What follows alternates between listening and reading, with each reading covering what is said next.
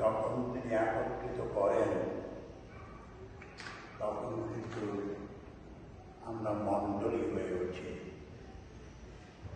ব্যক্তিগতভাবে আমরা খ্রিস্ট ভক্ত, কিন্তু যখন রবিবাসীয় খ্রিস্টদাকে প্রবেশ করি তখন আমরা সবাই কিন্তু এক মণ্ডলী, সমবেত মণ্ডলী, সমবেত জনগণ হয়ে উঠি। আর তখন ঈশ্বর আমাদের কাছে কথা বলেন। আজকে একটি শাস্ত্রপাঠের মধ্য দিয়ে তিনি আমাদের কাছে কথা বলেছেন। বেশি লম্বা উপদেশ দেব না এই তিনটি শাস্ত্রপাঠের উপরে।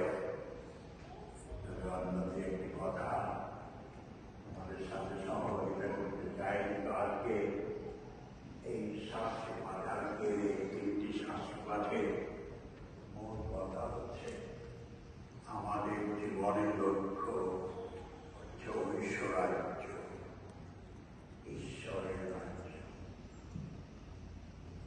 প্রভু যীশু যখন এই জগতে তার প্রচার কাজ শুরু করেছিলেন তখনই তিনি বলেছিলেন, ঐশ্বরাজ্য সন্নিকট, আমাদের কাছে এসে গেছে।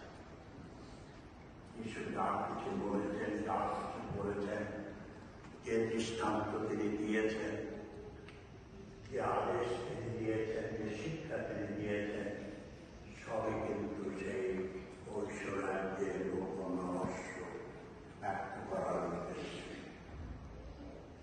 কাজে সেই ঐশ্বরাজ্যে আমাদের বাস করা এবং সেই ঐশ্বরাজ্যের পরিপূর্ণতা লাভ করা